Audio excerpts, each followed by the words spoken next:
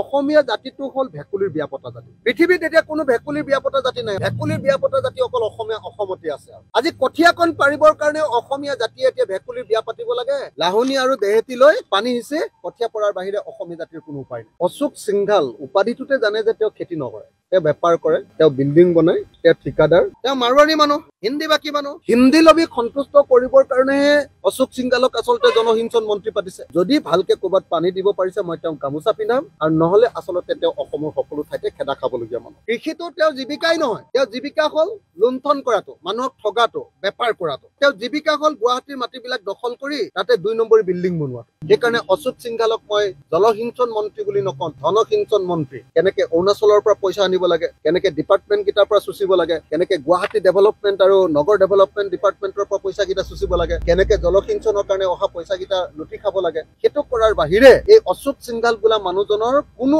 অৱদান অসমৰ কাৰণে নাই।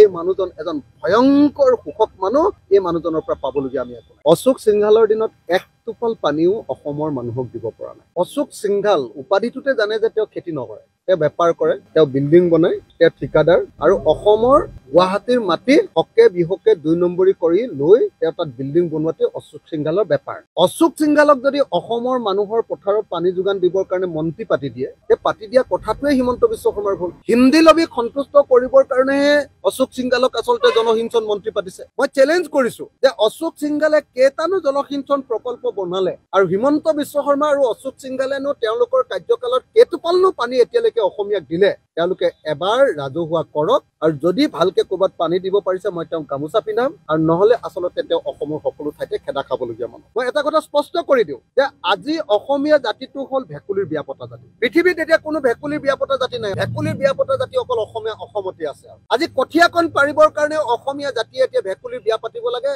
নহলে লাহনী লৈ, আমি লাহনী বুলি কওঁ, আপোনালোকৰ এইফালে কি বুলি কয়, লাহনী আৰু আমি দেহুতি বুলি কওঁ, লাহনী আৰু দেহেতি লৈ পানী সিঁচি কঠীয়া পৰাৰ বাহিৰে অসমীয়া জাতিৰ কোনো উপায় নাই। বছৰত 3 বাৰ খেতি নকৰিলে এটা জাতি কেতিয়াও ধনী হ'ব নোৱাৰে। কিন্তু অশোক সিংঘালে বছৰত 3 বাৰ খেতি কৰাব নেকি? তেওঁ মাৰোৱাৰী মানুহ, হিন্দী বাকী মানুহ। কৃষিটো তেওঁ জীৱিকাই নহয়, তেওঁ জীৱিকা হল লুণ্ঠন কৰাটো, মানুহক ঠগাটো, বেপাৰ কৰাটো। তেওঁ জীৱিকা হল গুৱাহাটীৰ মাটিবিলাক দখল কৰি তাতে 2 নম্বৰী বিল্ডিং বনোৱাটো।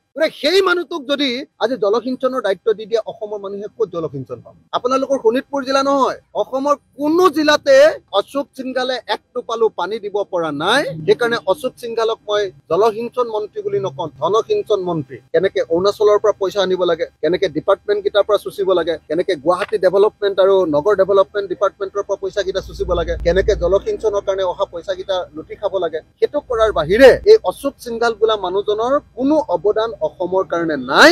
এই মানুহজন এজন ভয়ংকৰ শোষক মানুহ। এই মানুহজনৰ পৰা পাবলগীয়া আমি একো নাই।